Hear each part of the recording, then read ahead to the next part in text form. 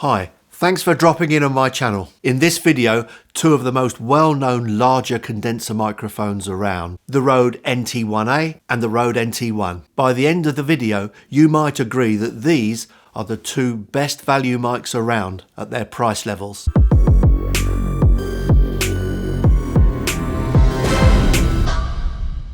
This little beauty, what you're looking at and what you're hearing, is the Rode NT1a. It's an absolute bargain. In the UK, it sells as a kit, a recording kit, at £124 for that kit and for this kind of sound. Now, if you put that in perspective, you can buy a Shure SM58, that's around about £104. For another £20, you can get this one. So it's a bit of a tricky decision. It's built really incredibly well. It's metal. It looks fabulous, although actually I think I probably would prefer to have it in black because then it doesn't show so much when it's in shot. I often use it handheld like this. You're not supposed to. You're supposed to just keep them still and put them onto a stand, but it's an incredibly good sound. It has a very crisp top end. You may be a little bit aware of the room acoustics. I don't know. If I take it away a bit. Okay, now if I talk up and make it a bit louder, I'm just looking at the levels to make sure I've got something there. Now on this, you may well be able to hear now a bit more of the acoustic of the room. And if you are hearing it more now, that's the thing about condensers. They are very, very, very sensitive microphones and they will pick it up. So you have to be careful with them. And that's where the decision making can be difficult. Do you get a condenser microphone or a dynamic microphone, especially when they're so closely priced? So this microphone has a noise floor of -5 dBA. That's an incredible 89 dB, -89 dB noise floor. That's an incredibly good figure. It's one of the best in the business. And as I say, I aim at 80. This is now 89, close to 90. You can't get much better than that. All microphones make noise. Now, the only thing is, I'm going to give you a noise test, but always be wary of noise tests because it depends what gear you're putting it into, what your camera's doing, what your preamp's doing, what your room's doing, whether a car goes by. So just give you an idea and I'll count you down.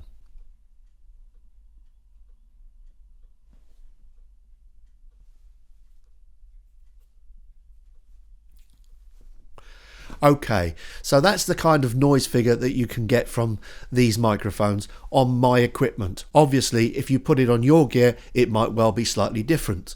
Both the NT1a and the NT1 are cardioid microphones, so that means they pick up mostly from the front, they ease off round the sides, and they hopefully reject from the back end. So this is the sound of the microphone from the front. This is the microphone now from the side, and this is the microphone from the rear. And as you can see, it's now tailed off a lot. I can see on my thing that it's tailed off a lot. Coming back round to the front, and now I'm back on the front again. I've got to say, the NT1a is an absolute bargain. It is a really, really excellent buy, and I was so pleased when I first got this microphone.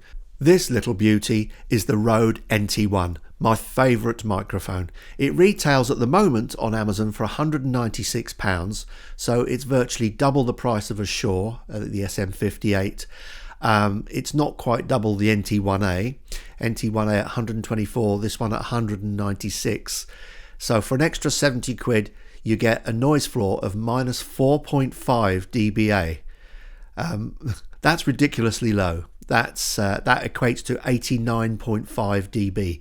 Now let's get it in perspective. You see a lot of microphones round about 76, -76 dB.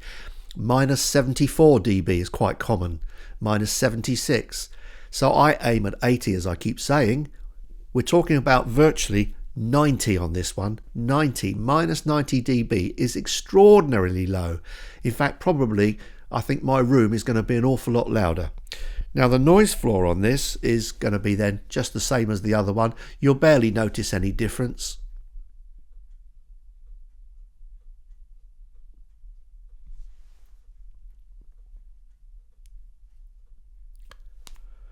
And you probably heard my clothes rustling when I moved. This is a very, very sensitive microphone, really nice. Some people say it's a little bit smoother sounding than the NT1a. Again, I think it's a fantastic buy. I wouldn't say a bargain, although I think it's a bargain, but some people might think virtually £200 for a microphone is actually quite a lot. For what you get with this, the quality, I think it's absolutely superb. This is the sound of the NT1 from the front.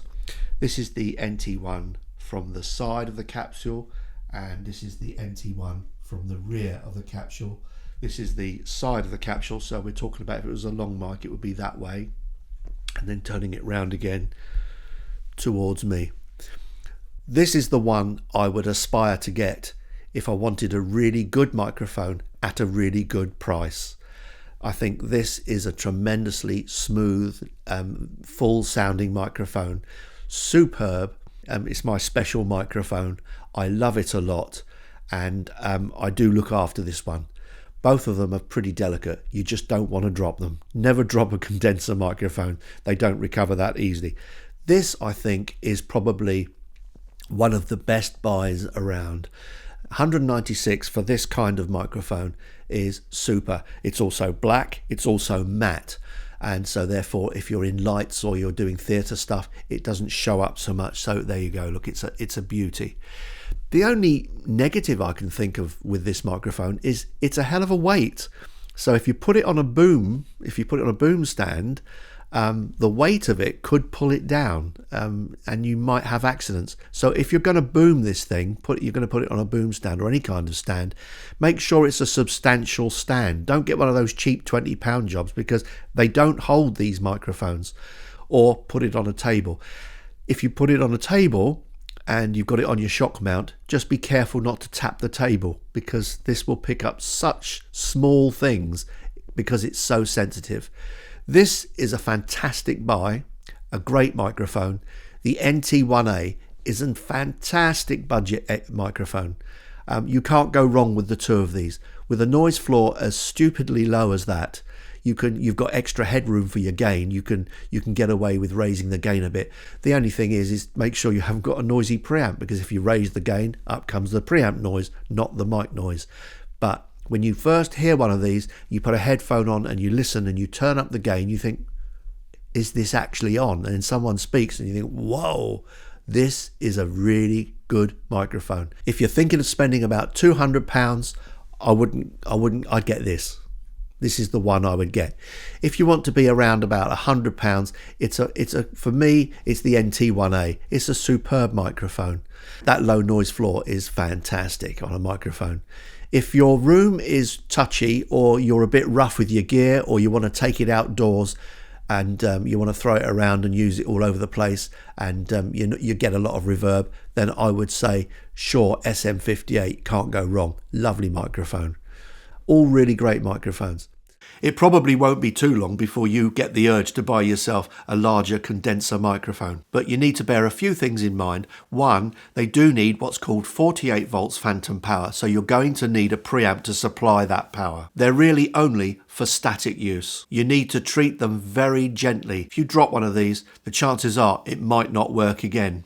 You'll have to get it repaired. You need to also consider your room and the acoustics, because the microphone, as sensitive as they are, these microphones are so sensitive, they will actually pick up reverberation galore if you're not careful. They can sound absolutely astonishing though, and these two are two stunners. Please hit the like button, and even better, please subscribe. Hope to see you next time. Cheers for now. Hit the bell and you get a notification. Cheers.